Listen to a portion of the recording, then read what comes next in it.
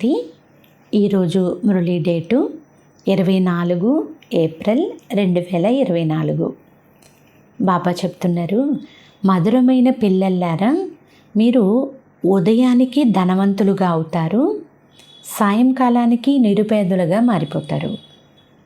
అంటే ఉదయము అంటే పగలు సత్యత్రేతాయుగాలు, సాయంకాలము రాత్రి సమయానికి ద్వాపర కలియుగాలు కదా. అందుచేత ఉదయం ధనవంతులుగా ఉంటే సాయంకాలానికి నిరుపేదలుగా మారిపోతారు. పకీరుల నుండి అమీరులుగా, పతితుల నుండి పావనముగా అయ్యేందుకు 2 మాటలను గుర్తుంచుకోండి.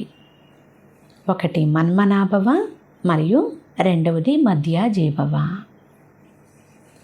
ఈరోజు మురళిలోని ప్రశ్న, కర్మబంధనము నుండి ముక్తులుగా అయ్యేందుకు యుక్తి ఏమిటి? సమాధానము, 1 స్మృతి యాత్ర మరియు జ్ఞాన స్మరణ. రెండవది, ఒక్కరితోనే సర్వ సంబంధాలు ఉండాలి, ఇతరులెవ్వరి వైపుకు కూడా బుద్ధి వెళ్ళకూడదు. 3వ పాయింట్, సర్వశక్తివంతులైన తండ్రి బ్యాటరీతో సదా యోగం జోడింపబడి ఉండాలి. మీపై మీరే పూర్తి గమనం పెట్టాలి. దైవీ గుణాలు అనే రెక్కలు కట్టుకుని ఉంటే కర్మబంధనాల నుండి ముక్తులవుతూ పోతారు. ఓం శాంతి. తండ్రి కూర్చుని అర్థం చేయించారు. ఈ కథ భారతవాసీలది. ఏ కథ? ఉదయం అమీరులు, సాయంకాలం నిరుపేదలు. దీనిని గురించి ఒక కథ కూడా ఉంది. ఉదయము ధనవంతులుగా ఉండేవారు. ఇలా ఒక కథ ఉంది. ఈ విషయాలు ధనవంతులుగా ఉన్నప్పుడు మీరు వినరు. పకీరులు, అమీరులు అనే మాటలను పిల్లలైన మీరు సంగమయుగంలోనే వింటారు. ఈ విషయాలను మనసులో ధారణ కూడా చెయ్యాలి. తప్పకుండా భక్తి పకీరులుగా చేస్తుంది, అంటే నిరుపేదలుగా. జ్ఞానము అమీరులుగా, అంటే ధనవంతులుగా చేస్తుంది. ఇందులో వర్ణింపబడిన రాత్రింబవళ్ళు కూడా అనంతమైనవి. పకీరులు, అమీరులు, ఇది కూడా అనంతమైన విషయము. అలా తయారు చేయవారు కూడా అనంతమైన తండ్రియే. సర్వ పతితాత్మలు పావనముగా అయ్యేందుకు ఇది ఒక్కటే బ్యాటరీ. ఇటువంటి సామెతలను గుర్తుపెట్టుకున్న సంతోషంగా ఉంటారు. తండ్రి చెప్తున్నారు, పిల్లలు, మీరు ఉదయం అమీరులుగా అవుతారు, సాయంకాలానికి పకీరులుగా మారిపోతారు. ఎలా మారిపోతారు అనే విషయాన్ని కూడా తండ్రే తెలియజేస్తున్నారు. అంతేకాక పతితుల నుండి పావనముగా, పకీరుల నుండి అమీరులుగా అయ్యే యుక్తి కూడా తండ్రే తెలియజేస్తారు. మన్మనాభవ, మధ్యాజీభవ, ఈ 2 యుక్తులు. ఇది పురుషోత్తమ సంగమయుగం అని కూడా పిల్లలకు తెలుసు. ఇక్కడ కూర్చుని ఉన్న వారందరూ నెంబర్ వారీగా స్వర్గములో అమీరులుగా తప్పకుండా అవుతారు అని గ్యారంటీ ఉంది. స్కూల్లో కూడా ఇలాగే జరుగుతూ ఉంటుంది. నెంబర్ వారీగా క్లాసు బదిలీ అవుతుంది. పరీక్ష పూర్తి అవుతూనే తరువాత తరగతిలో నెంబర్ వారీగా వెళ్ళి కూర్చుంటారు. అది హద్దులోని విషయము, ఇది అనంతంలోని విషయము. నెంబర్ వారీగా రుద్రమాలలోకి వెళ్ళిపోతారు. మాల లేక వృక్షము, బీజము వృక్షముదే కదా. పరమాత్మ మనుష్య సృష్టి రూపీ వృక్షానికి బీజము. ఈ వృక్షము ఎలా వృద్ధి చెందుతుందో, ఎలా పాతదవుతుందో పిల్లలకు తెలుసు. ఇంతకుముందు మీకు తెలిసేది కాదు. తండ్రి వచ్చి అర్థం చేయించారు. ఇప్పుడు ప్రస్తుతము పురుషోత్తమ సంగమయుగం నడుస్తుంది. ఇప్పుడు పిల్లలైన మీరంతా పురుషార్థం చెయ్యాలి. దైవీ గుణాలనే రెక్కలను కూడా ధరించాలి. మీపై మీరు పూర్తిగా గమనం పెట్టాలి. స్మృతి యాత్ర ద్వారానే మీరు పావనముగా అవుతారు. అంతేకాని పావనముగా అయ్యేందుకు ఇతర వేరే ఉపాయమేది లేనేలేదు. తండ్రి ఎవరైతే సర్వశక్తివంతుడైన బ్యాటరీగా ఉన్నారో వారితో యోగాన్ని పూర్తిగా జోడించాలి. వారి బ్యాటరీ ఎప్పుడూ తగ్గిపోదు. వారు సతో రజో తమోల్లోనికి రారు. ఎందుకంటే వారు సదా కర్మాతీత స్థితిలో ఉంటారు. పిల్లలైన మీరు కర్మ బంధంలో చిక్కుకుంటారు. అవి ఎంతో కఠినమైన బంధనాలు. ఈ కర్మ బంధనాల నుండి ముక్తులుగా అయ్యేందుకు ఒకే ఒక్క ఉపాయం ఉంది. అది స్మృతి యాత్ర. ఇది తప్ప ఇక ఏ ఇతర ఉపాయము లేదు. ఈ జ్ఞానము కూడా ఎముకలను సైతం మెత్తగా చేస్తుంది. నిజానికి భక్తి కూడా మెత్తగా చేస్తుంది. పాపం ఇతను మంచి భక్తుడు, ఇతనిలో మోసము మొదలైనవేవీ లేవు అని అంటారు. కానీ బాబా అంటున్నారు, భక్తులలో కూడా మోసం ఉంటుంది. ఈ బ్రహ్మ బాబా చాలా అనుభవజ్ఞులు కదా. ఆత్మ ఈ శరీరము ద్వారా వృత్తి వ్యాపారాలు చేస్తుంది. కనుకొనే ఆత్మకు ఈ జన్మలోనిదంతా గుర్తుకొస్తుంది. 4-5 సంవత్సరాల వయసు నుండి మీ జీవిత కథ అంతా గుర్తుండాలి. కొంతమంది కేవలం 10-20 సంవత్సరాలకు క్రితం విషయాలు కూడా మర్చిపోతూనే ఉంటారు. మరి జన్మాంతరాల నామరూపాలైతే అస్సలు గుర్తుండవు కదా. ఈ జన్మదైతే కొంచెమైనా తెలపగలుగుతారు. ఫోటోలు మొదలైనవి ఉంచుకుంటారు. అదే గత జన్మల ఫోటోలైతే ఉండవు కదా. ప్రతి ఆత్మ భిన్న భిన్న నామ రూప దేశ కాలాలలో పాత్రను అభినయిస్తుంది. నామరూపాలన్నీ మారిపోతూ ఉంటాయి. ఆత్మ ఒక శరీరాన్ని వదిలి మరొకటి ఎలా తీసుకుంటుందో కూడా మీ బుద్ధిలో ఉంది. తప్పకుండా 84 జన్మలు, 84 పేర్లు, 84 తల్లిదండ్రులు అయి ఉంటారు. చివరిలో మళ్ళీ చాలా తమో ప్రధాన సంబంధం అయిపోతుంది. ఈ సమయంలో ఎన్ని సంబంధాలు ఉన్నాయో అన్ని సంబంధాలు కల్పంలో ఎప్పుడూ ఉండవు. కలియుగ సంబంధాలను బంధనమనే భావించాలి. ఎంతోమంది పిల్లలు ఉంటారు, మళ్ళీ వివాహం చేసుకుంటారు, పిల్లలకు జన్మనిస్తారు. ఈ సమయంలో అందరికంటే ఎక్కువ బంధనం కలిగించేవారు చిన్నాన్న, మామ మొదలైన వారు. ఎంత ఎక్కువ సంబంధాలు ఉంటాయో అంత ఎక్కువ బంధనాలు ఉంటాయి. వార్తాపత్రికల్లో 5 మంది ఒకేసారి జన్మించారు అని వ్రాశారు. 5 మంది కూడా ఆరోగ్యంగా ఉన్నారు అని చదివాము. ఎన్ని సంబంధాలు అయిపోతాయో ఆలోచించండి, లెక్క కట్టండి. ఈ సమయంలో మీ సంబంధం అన్నింటికంటే చాలా చిన్నది. కేవలం ఒక్క తండ్రితోనే సర్వ సంబంధాలు ఉన్నాయి. ఒక్క తండ్రితో తప్ప ఇతరులెవ్వరితోనూ మీ బుద్ధియోగం లేదు. మళ్ళీ సత్యయుగంలో ఎంతకంటే ఎక్కువ సంబంధాలు ఉంటాయి. ఇప్పుడు మీది వజ్ర సమానమైన జన్మ. అత్యంత శ్రేష్టమైన తండ్రి పిల్లలను దత్తత చేసుకుంటారు. జీవించి ఉండే ఒడిలోకి వెళ్ళడం, వారసత్వం పొందడం ఇప్పుడు మాత్రమే జరుగుతుంది. వారసత్వంనిచ్చే తండ్రి ఒడిలోకి మీరు వచ్చారు. బ్రాహ్మణులైన మీకంటే శ్రేష్టమైన వారు ఎవ్వరూ లేరు. అందరి యోగము ఒక్కరి జతలోనే ఉంది.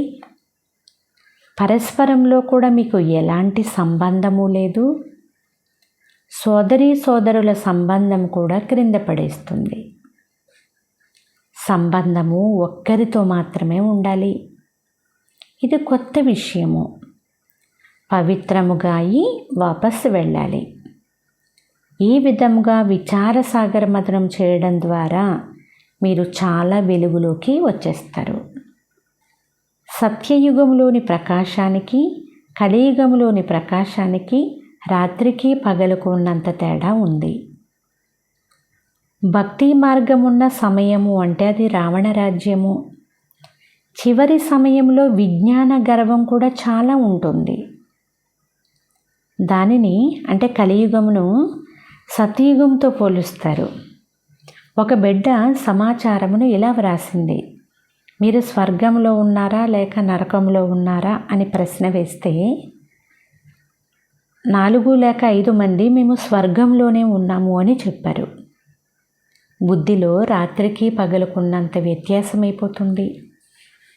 కొంతమంది అయితే మేము నరకంలో ఉన్నాము అని భావిస్తారు. అటువంటి వారిని మీరు స్వర్గవాసులుగా అవ్వాలని కోరుకుంటున్నారా? స్వర్గమును ఎవరు స్థాపన చేస్తారు అని అడగాలి. ఇవి చాలా మధురమైన విషయాలు. మీరు నోట్ చేసుకుంటారు, కానీ ఇదంతా నోట్స్లోనే ఉండిపోతుంది. సమయానికి గుర్తు రాదు.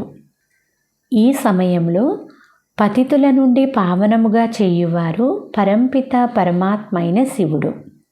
వారు చెప్తున్నారు, నన్ను ఒక్కరినే స్మృతి చేస్తే మీ పాపాలు తొలగిపోతాయి. స్మృతిలో ఏదో కొంత సంపాదన ఉంటుంది కదా. స్మృతి చేసే ఆచారం ఇప్పుడే వెలువడింది. స్మృతి ద్వారానే మీరు ఎంతో ఉన్నతముగా స్వచ్ఛముగా అవుతారు. ఎవరు ఎంత శ్రమ చేస్తారో అంత శ్రేష్టమైన పదవిని పొందుతారు. బాబాను కూడా అడగవచ్చు. ప్రపంచములో అయితే సంబంధాలు, ఆస్తుల కొరకు జగడాలు జరుగుతున్నాయి. ఇక్కడ ఏ ఇతర సంబంధము లేదు. ఒక్క తండ్రి తప్ప ఇతరులెవ్వరూ లేరు. తండ్రి అనంతమైన యజమాని. విషయము చాలా సహజమైనది. ఆ వైపు స్వర్గము, ఈ వైపు నరకము. నరకవాసులు మంచివారా లేక స్వర్గవాసులు మంచివారా? తెలివి కలవారు స్వర్గవాసులు మంచివారు అని చెప్తారు. కొందరు నరకవాసులు స్వర్గవాసులతో మాకు పనే లేదు అని అంటారు. ఎందుకంటే వారికి తండ్రి గురించి తెలియదు. కొందరు తండ్రి ఒడి నుండి దూరమై మాయ ఒడిలోకి వెళ్ళిపోతారు. ఆశ్చర్యం అనిపిస్తుంది కదా. తండ్రి కూడా అద్భుతమైన వారే, వారిచ్చే జ్ఞానం కూడా అద్భుతమైనదే. అన్నీ అద్భుతమైనవే.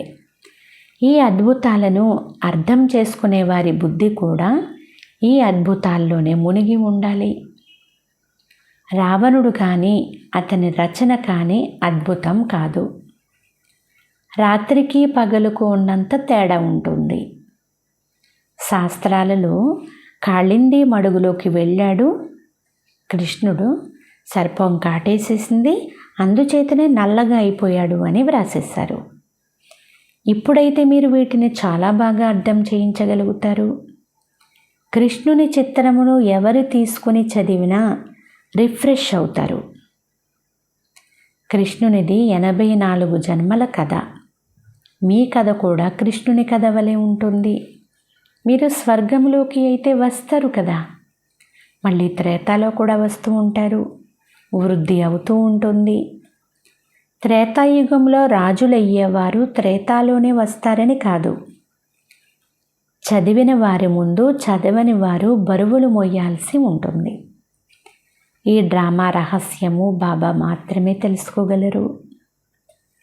మీ బంధుమిత్రులు మొదలైన వారందరూ ఇప్పుడు నరకవాసులుగా ఉన్నారు అని మీకు తెలుసు. ఇప్పుడు మనం పురుషోత్తమ సంగమ యుగంలో ఉన్నాము. పురుషోత్తములుగా అవుతూ ఉన్నాము. వెలుపల ఉండేదానికి ఇక్కడ 7 రోజులు వచ్చి ఉండేందుకు చాలా వ్యత్యాసం ఉంటుంది. హంసల సాంగత్యాన్ని వదిలి కొంగల సాంగత్యంలోకి వెళ్తారు. చెడిపివేసేవారు కూడా చాలామంది ఉన్నారు. చాలామంది పిల్లలు మురళీని కూడా లక్ష్య పెట్టరు. తండ్రి అర్థం చేయిస్తున్నారు, తప్పులు చెయ్యకండి, మీరు సుగంధభరిత పుష్పాలుగా అవ్వాలి. మీ కొరకు కేవలం ఒక్క స్మృతి యాత్ర చాలు. ఇక్కడ మీకు బ్రాహ్మణుల సాంగత్యం మాత్రమే ఉంటుంది. శ్రేష్టాతి శ్రేష్టమైన వారు ఎక్కడా, నీచులు ఎక్కడా? బాబా, కొంగల గుంపులో హంసనైన నేను ఒక్కరిని వెళ్ళి ఏం చేయగలను?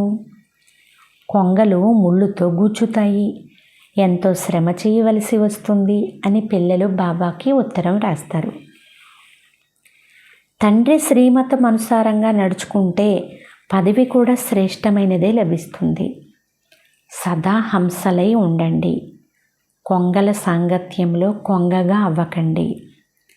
ఎంత విచిత్రము అంటే ఆశ్చర్యముగా వింటారు, వర్ణిస్తారు, పారిపోతారు. ఇలా గాయనం కూడా ఉంది కదా, జ్ఞానము కొద్దిగా విన్నా స్వర్గములోకి వచ్చేస్తారు. కానీ రాత్రికి పగలుకు ఉన్నంత వ్యత్యాసం ఉంటుంది. చాలా కఠినమైన శిక్షలు అనుభవిస్తారు. తండ్రి చెప్తున్నారు, నా మతమును అనుసరించకుండా పతితముగా అయినట్లయితే 100 రెట్ల శిక్ష లభిస్తుంది, పదవి కూడా తగ్గిపోతుంది. ఇప్పుడు రాజధాని స్థాపన అవుతూ ఉంది, ఈ విషయాలు మర్చిపోతారు. ఒకవేళ ఇది గుర్తున్నా ఉన్నత పదవిని పొందుకునే పురుషార్థం తప్పకుండా చేస్తారు. అలా చెయ్యకుంటే ఒక చెవితో విని మరొక చెవితో వదిలేస్తున్నారు అనేది బాబాకు అర్థమైపోతుంది. తండ్రితో యోగం లేదు. ఇక్కడ ఉంటున్న బుద్ధి యోగం పిల్లా పాపల పైన ఉంటుంది. తండ్రి చెప్తున్నారు, అన్నిటినీ మర్చిపోవాలి. దీనినే వైరాగ్యము అని అంటారు.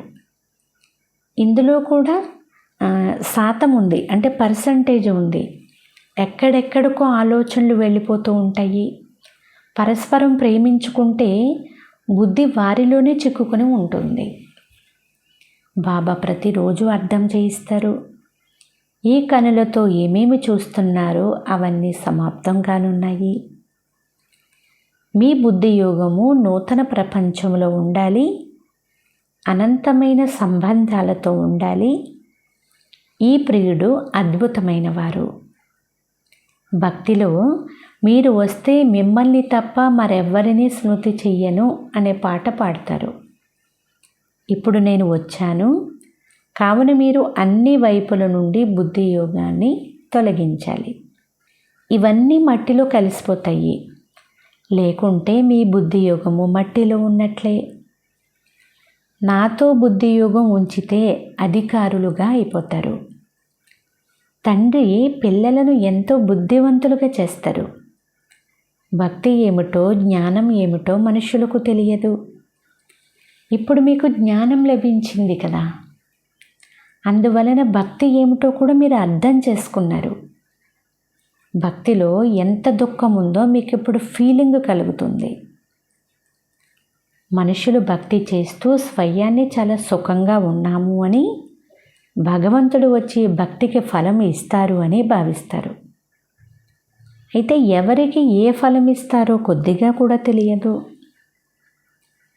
ఇప్పుడు తండ్రి భక్తికి ఫలమును ఇచ్చేందుకు వచ్చారని మీకు తెలుసు. విశ్వరాజ్యమును ఫలముగా ఇచ్చే తండ్రి ఏ ఆదేశములను ఇస్తారో వాటి ప్రకారం నడుచుకోవలసి వస్తుంది. వారి మతమును శ్రేష్టాతి శ్రేష్టమైన మతము అని అంటారు.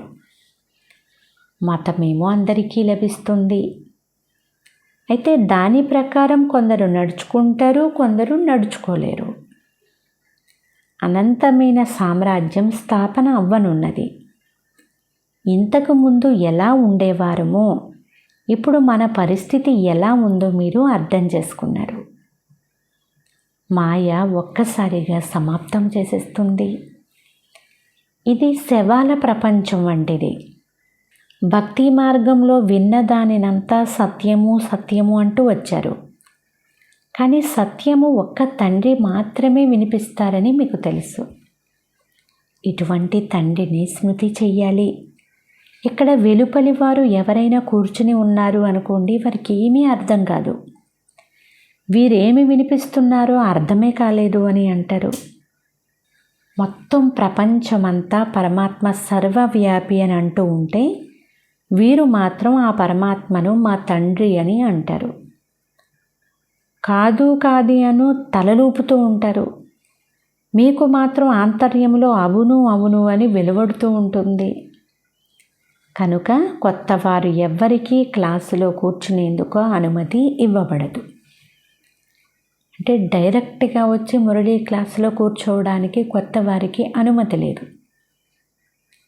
ఎందుకంటే అసలు ఆత్మజ్ఞానం కానీ పరమాత్మ పరిచయం కానీ కొంచెం కూడా తెలియకుండా డైరెక్ట్గా మురళీ క్లాసులో కూర్చున్నారు అనుకోండి, వారికి ఏమర్థమవుతుంది? అందుకే బాబా అంటారు, వారికి మొదట ఆత్మ పరమాత్మ యొక్క పరిచయం కంప్లీట్ అయిన తర్వాతే ఒకవేళ క్లాసులో కూర్చున్న వారికి ఎంతో కొంత అర్థమవుతుంది. అలా కాకుండా పూర్తిగా కంప్లీట్గా వారం రోజుల కోర్సు కంప్లీట్ అయింది అంటే అప్పటి నుండి మురళి నెమ్మదిగా అర్థమవుతూ ఉంటుంది. అందుకే బాబా అంటున్నారు, కొత్త వారెవ్వరికి క్లాసులో కూర్చునేందుకు అనుమతి ఇవ్వబడదు అని బాబా అంటున్నారు. అచ్చా, మధురాతి మధురమైన అపురూపమైన పిల్లలకు మాతాపిత బాబ్దాదాల ప్రియ స్మృతులు మరియు గుడ్ మార్నింగ్. ఆత్మిక పిల్లలకు ఆత్మిక తండ్రి నమస్తే. ఆత్మీయ తండ్రికి ఆత్మీయ పిల్లల యొక్క ప్రియ స్మృతులు గుడ్ మార్నింగ్ మరియు నమస్తే నమస్తే నమస్తే. ధారణ కొరకు ముఖ్య సారము. ఫస్ట్ పాయింట్, సుగంధభరిత పుష్పాలుగా అయ్యేందుకు సాంగత్యం యొక్క విషయంలో చాలా జాగ్రత్త వహించాలి.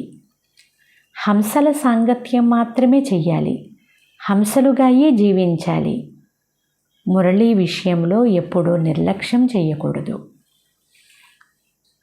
సెకండ్ పాయింట్, కర్మబంధనము నుండి ముక్తులుగా అయ్యేందుకు సంగమ యుగంలో మీ సర్వ సంబంధాలను ఒక్క తండ్రితోనే ఉంచుకోవాలి. పరస్పరం ఏ సంబంధము ఉంచుకోకూడదు. ఏ హద్దులోని సంబంధం పైన ప్రీతిని ఉంచి బుద్ధియోగమును అందులో చిక్కుకోనివ్వరాదు. ఒక్కరిని మాత్రమే స్మృతి చెయ్యాలి. ఈరోజు వరదానము, పరమాత్మ ప్రేమలో లీనమయ్యే లేక మిలనములో మగ్నమయ్యే సత్యమైన స్నేహి భవ. సారాంశము, ఇరువురుగా ఉన్నా కూడా ఇరువురుగా ఉండక ఇరువురు కలిసి ఒక్కరిగా అయిపోవాలి అని స్నేహానికి గుర్తుగా మహిమ చేస్తారు. దీనినే ఇమిడిపోవడము అని అంటారు.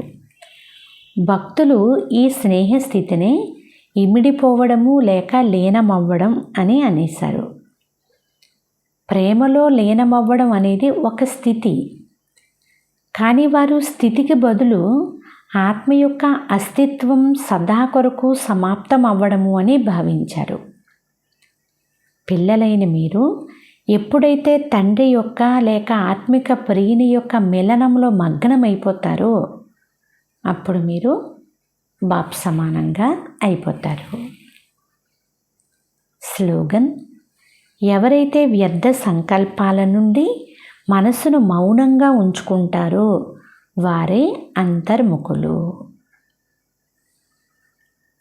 అచ్చా, ఓం శాంతి.